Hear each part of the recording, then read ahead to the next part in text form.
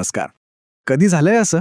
बाजारात जातो आपण आणि अरे, कालपर्यंत जी वस्तू इतक्याला मिळत होती ती आज अचानक इतकी महाग कशी झाली?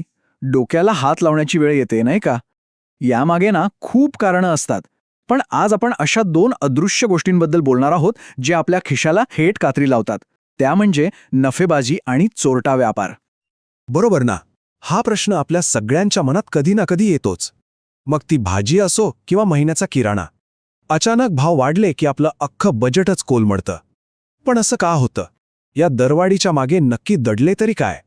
चला जरा खोलात जाऊन बघूया. तर या महागाईच्या खेळामागे ना दोन मोठे खेळाडू आहेत. एक आहे नफेबाजी आणि दुसरा आहे चोरटा व्यापार. आता हे शब्द ऐकायला जरा जड वाटतील, पण थांबा. हे आपल्या रोजच्या जगण्यावर कसा परिणाम करतात हे समजून घेणं खूप खूप महत्त्वाचं आहे. ठीक आहे, तर सुरुवात करूया पहिल्या आणि सगळ्यात कॉमन कारणानं, नफेबाजी. नक्की काय भानगड आहे ही आणि ती आपल्या बाजाराला आतून पोखरते कशी? बघूया. अच्छा, तर नफेबाजी म्हणजे काय? एकदम सोप्या भाषेत सांगायचं तर जेव्हा एखादा विक्रेता किंवा कंपनी परिस्थितीचा गैरफायदा घेऊन ग्राहकांकडून अवास्तव म्हणजे प्रमाणापेक्षा जास्त पैसे उकळते, त्याला नफेबाजी म्हणतात.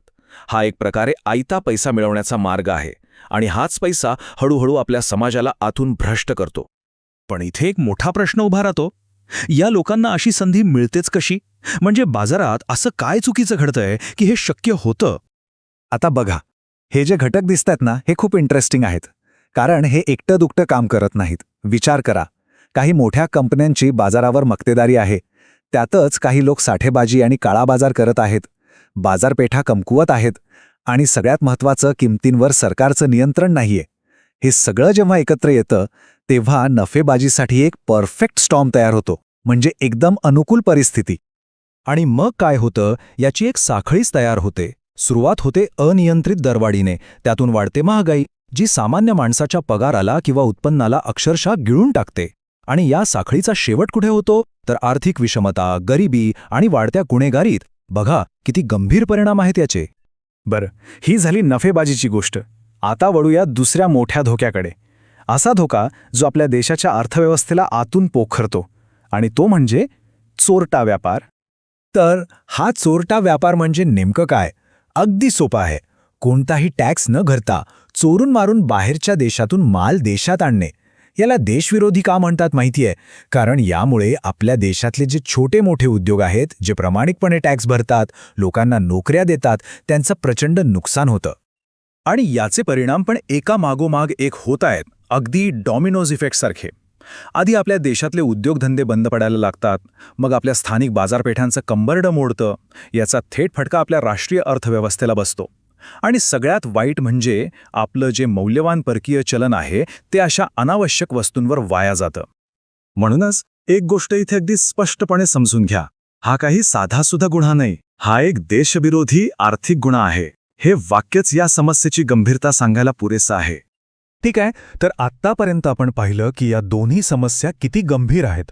पण प्रश्न हा आहे की यावर काही उपाय आहे का? याला कसं नियंत्रणात आणता येईल? चला आता त्यावर एक नजर टाकूया. इथे बघा, दोन्ही समस्या आणि त्यांचे उपाय समोरासमोर मांडले आहेत. एका बाजूला आहे नफेबाजी. तिला रोखण्यासाठी काय हवं? तर सरकारी नियंत्रण, किमतींवर निर्बंध आणि एक चांगलं टॅक्सचं धोरण. आणि दुसऱ्या बाजूला आहे चोरटा व्यापार. त्याला थांबवण्यासाठी काय करायला हवं? तर योग्य इम्पोर्ट एक्सपोर्ट पॉलिसी, आपल्या समुद्र किनाऱ्यांवर कडक पहारा आणि जे पकडले जातील त्यांच्यासाठी कठोर शिक्षा. पण एक गोष्ट कॉमन आहे, दोन्हीसाठी लागतं ते म्हणजे मजबूत शासन आणि कडक नियम. बरं, तर या सगळ्या चर्चेचा शेवट काय? आपण आता समारोपाकडे आलो आहोत. बघूया यातून काय महत्त्वाचं समोर येत आहे. तर सांगायचा मुद्दा हाच की नफेबाजी आणि चोरटा व्यापार ह्या काही फक्त आर्थिक आकडेवारीच्या गोष्टी नाहीत. ह्या अशा शक्ती आहेत ज्या थेट देशाच्या आर्थिक स्थिरतेवर हल्ला करतात आणि समाजातली समानता धोक्यात आणतात. म्हणूनच एक जबाबदार नागरिक म्हणून ह्या गोष्टींची माहिती असणं आपल्या सगळ्यांसाठीच खूप गरजेचं आहे. आणि जाता जाता एक विचार करायला लावणारा प्रश्न.